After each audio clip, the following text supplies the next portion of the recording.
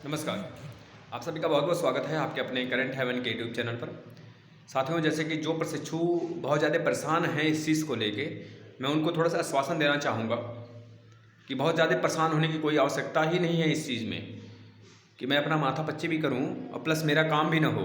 इससे अच्छा है कि मैं दूसरा कोई काम कर लूँ। देखिए, जो चीज़ें हैं मैं बिल्कुल क्लियर बोलूँगा बेटा। इस चीज़ को थोड़ा दिमाग में मतलब थोड़ा सा चीज़ सोचिए तो थोड़ा। जैसे कि एक प्रशिक्षु थी, अभी कॉल करी थी और इस बात को मतलब ये बोल रही थी कि जैसे कि मान लीजिए आपका बैक लगा है 3 बार, ठीक है, 3 बार बैक लगा है, जो ये अभी एक तरह से कोर्ट केस किया गया है, उसको लेके बहुत ज़्यादा परेशान भी हैं। बहुत सारे व्यक्ति परेशान हैं कि मान लीजिए भाई, अगर ये कोर्ट केस, देखिए आप लोग जैसे सोच रहे हैं कि 18 तारीख तक ये चीज़ें एक तरह से फाइनल हो जाएंगी, 18 नवंबर तक ना, तो ये भी तो फिक्स नहीं है 18 नवंबर तक फाइनल हो जाएंगी। अगर इस कोर्ट को थोड़ी सी और मजबूती मिल गई ना, तो समझ लो ऐसे भी प्रशिक्षु इसमें घुस जाएंगे जो मतलब 3 बार के सिवा 2 बार वाले भी बैक वाले हैं।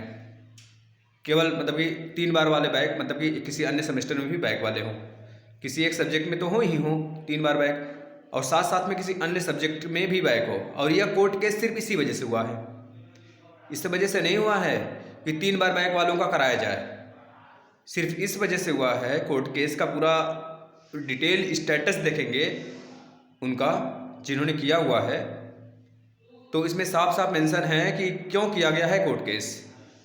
इस वजह से किया गया है कि मान लीजिए 3 बैक वाले बच्चों का तो हो ही रहा था एग्जाम, 3 बार बैक वाले केवल किसी एक सब्जेक्ट में, मैं सॉरी किसी एक सेमेस्टर के किसी एक सब्जेक्ट में 3 बार बैक और अन्य सेमेस्टर क्लियर हो, तो ये तो हो ही रहा था। लेकिन इनका जो कोर्ट केस है, इस बात पे कोर्ट केस किया गया है, क्लियरली समझिएगा, अंत तक वीडियो को देखिएगा, कि सर मेरा भी तो जो कंडीशन है ऐसे ही प्रशिक्षु के कैटेगरी में आ रहा है, क्योंकि मेरा अन्य सेमेस्टर के किसी एक सब्जेक्ट में भी मेरा एक बैक है, और जो बैक है अन्य बैक है मेरा, उसमें मेरा एक चांस 2 चांस बचा हुआ है। यानी कि इनका 3rd सेमेस्टर में एक बैक था, एक 2nd सेमेस्टर में बैक था। जो 2nd सेमेस्टर में बैक था वो 3 बार था, और किसी अन्य में 1 या 2 बार था जिसमें चांस बचा था। भाई वो अभी तो इसी कैटेगरी में आई, जब उनका करा रहे हो तो इनका भी कराओ, सिर्फ इस बात को लेकर। और यह मुद्दा बहुत ही ज़्यादा हाईलाइट हो चुका है, और इसमें कितने हेयरिंग्स होंगे इस बात का भी कोई डिसीजन नहीं, लेकिन 18 तारीख को देखना है। देख लीजिए नेक्स्ट हेयरिंग जो 18 तारीख को, इसमें क्या चीज़ें आएंगी, है ना। तो ये चीज़ें हमको देखने को मिल सकती हैं यहाँ पे। अगर 18 तारीख को ये चीज़ें फाइनल नहीं हुई तो इतना समझ लीजिए कब तक ये खींचेगा, कोई इसमें वह दो राय नहीं है।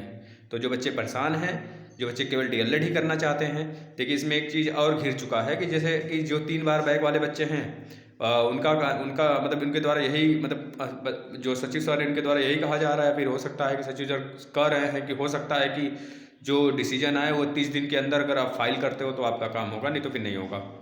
समझ रहे हो ना।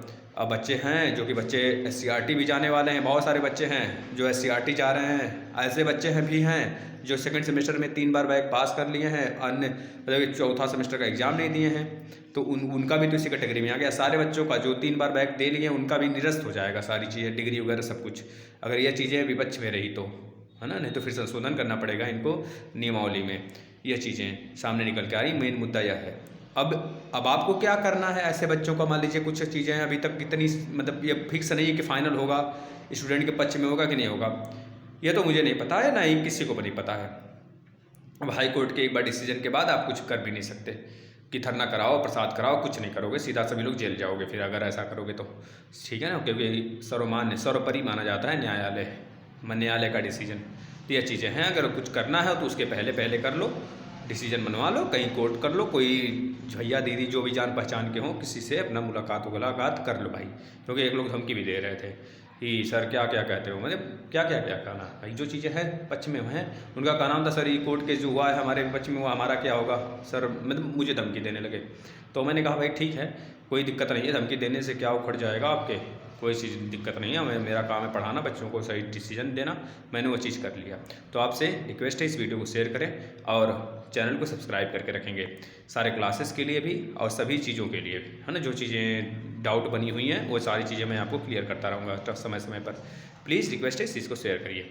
और जो चीज़ें हैं भाई देखो, बच्चे परेशान होने से अच्छा है कि आप कोई अन्य काम, जैसे हमें नहीं कहता, मैं आपसे फोर्स नहीं करता कि कर लो, आप कहोगे कि सर ऐसा क्यों बोल रहे हो, सर करना ही क्या पड़ेगा क्या, तो ये चीज़ें नहीं है ना।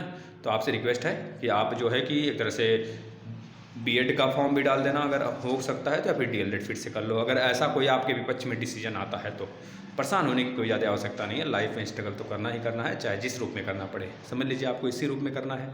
ठीक है, धन्यवाद।